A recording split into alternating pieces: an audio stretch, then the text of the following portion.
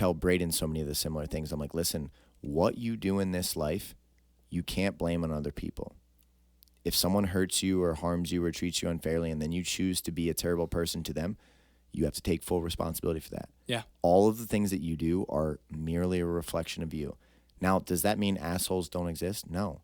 There might be people that treat you incredibly unfairly. There might be people that do things that are just objectively wrong.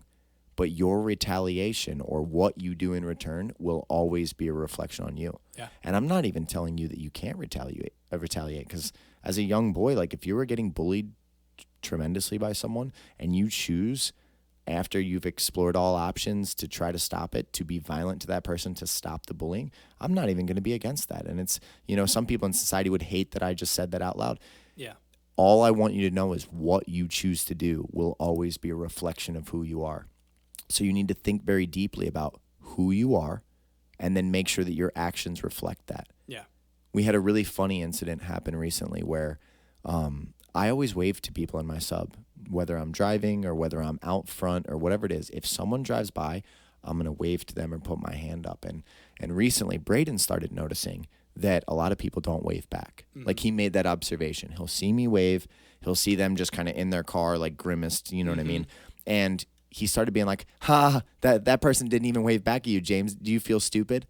Like he started. It's the most Braden thing I've heard. Yeah, he started like, and Braden, he is an instigator. And he started looking at me like, like you just waved at that person, then they didn't even care to acknowledge you. Yeah. And I let him do it for a little bit without checking him. And like we'd be in the car and I'd put my hand up when I drive by somebody and they would not acknowledge it. Yep. Like just driving by each other in the sub, which is me just saying, hey, how are you? Yeah. I live here, you live here. Like we're community members. Yep. And at one point I had to explain to him, listen, Braden, I do not wave to people for them to wave back. Yeah. I don't wave at them so that they can acknowledge me and in some way that makes me feel good. I wave at them because that's what a good person does in my view. I am saying, hey, you're welcome here. I'm a member of a community here. I'm proud to be in this area. I hope your day is going well. Yeah.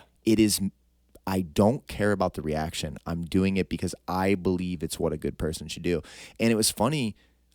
I watched him actually start to grasp that concept. Like, wow, what I do should be completely based on who I am, not based on what people do because of what I do. Yeah. And that is a profound realization. It's like people that are struggling in this life and you think you're surrounded by terrible people. Maybe you are. Maybe you are in environments that are terrible.